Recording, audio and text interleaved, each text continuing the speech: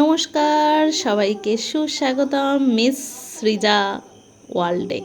তো সবাই প্লিজ পাশে থাকবেন। তো আমি আবারও চলে এসেছি আপনাদের কাছে একটা নতুন ব্লগ নিয়ে। আশা করি সবাই ভালো আছেন, সুস্থ আছেন, আমিও দিব্যি ভালো আছি।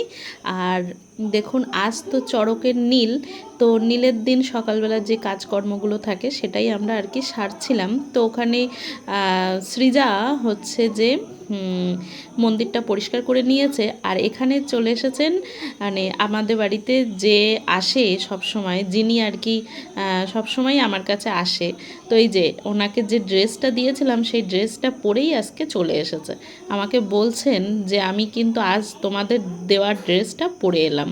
তো আমি বললাম যে ঠিক আছে, আমি খুব খুশি হয়েছি আপনি ড্রেসটা পরে এসেছেন, তো এতদিন আসেননি কেন, এইসব কথা আর কি জিজ্ঞেস করছিলাম।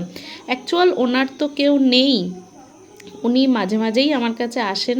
হ্যাঁ, তো ঠিক আছে, এবার ওনাকে বললাম আপনি একটু বসুন, আপনার জন্য একটু চা বসাই।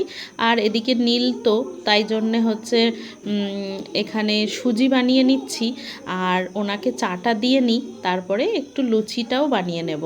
তো যথারীতি লুচিটা হয়তো একটু দেরিতে করতাম, লুচিটা অ্যাকচুয়ালি উনি এসছেন বলে তা ভাবলাম যে উনি খালি মুখে চলে যাবে, তাই জন্য ওনাকে বললাম যে আপনি আগে একটু চা খেয়ে নিন, তারপর এখানে মেয়েকে বললাম যে তুই একটু ময়দাটা মেখে দে, ওনার জন্য চটপট একটু লুচিটা বানিয়ে দিই, অন্তত লুচি আর সুজিটা তো খাক, তারপর অন্য কোনো তরকারি যা করি সেটা পরে করে নেব।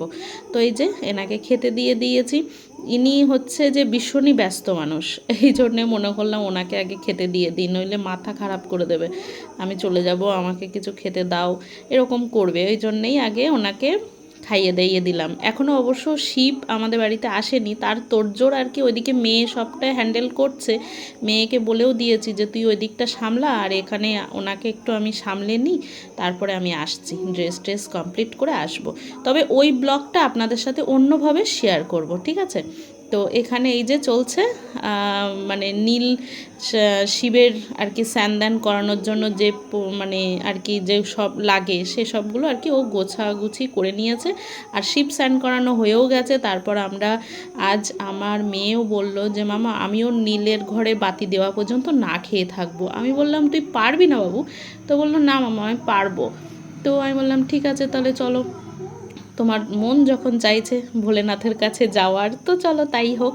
তো এই যে আমরা চলে এসেছি মন্দিরে, আর আমরা ফার্স্ট এসেছিলাম, তারপর আর কি সন্ন্যাসী যারা হয়েছেন তারা বলল যে আমরা আগে সন্ন্যাস মানে আর কি ওই যে সন্ধে দেব, তারপরে সবাই নীলঘরে বাতি দেবে। তো আমি বললাম আচ্ছা ঠিক আছে। এই যে সবাই মানে এখানে আস্তে আস্তে সবাই চলে আসছে আস্তে আস্তে বাতি দেওয়ার জন্য। তো এদিকে মেয়ে তো বলছে মামা আর পাচ্ছি না আমি। আমি বললাম দেখেছি, সেই জন্যেই বলছিলাম কিছু খেয়ে নে। তবে ওকে জোর করে, খুব জোর করে এক গ্লাস জল আমি ওকে খাইয়েছিলাম। আর এই যে এখনও পর্যন্ত না খেয়ে রয়েছে, ওর এবার বাতি দেওয়া হয়ে গেলেই বাড়িতে গেলে মোটামুটি ওর লুচি টুচি যা হোক একটু কিছু খেতে দেব। ও আর পারছে না, ঠিক কথা। তো এই যে এখানে সন্ন্যাসীরা আর কি সন্ধেটা দিয়ে দিয়েছে, এবার আমরাও সন্ধে দিয়ে দেব। তো চলুন এইভাবেই আর কি ভোলেনাথের নাম স্মরণ করে নীলঘরে বাতি দেওয়াটা আর কি কমপ্লিট করে নিয়ে তারপরে ঘরে ফিরব। তো আজকের ব্লগটা এখানেই শেষ করলাম। যদি ভালো লেগে থাকে প্লিজ একটা লাইক কমেন্ট, আর চ্যানেলটির পাশে থাকার জন্য প্লিজ একটা সাবস্ক্রাইব করে দেবেন, আর আমাকে একটু সাপোর্ট করবেন যাতে করে আপনাদের কাছে এইরকমইভাবে বারে বারে যেন ফিরে আসতে পারি কোনো একটা ব্লগের মাধ্যমে।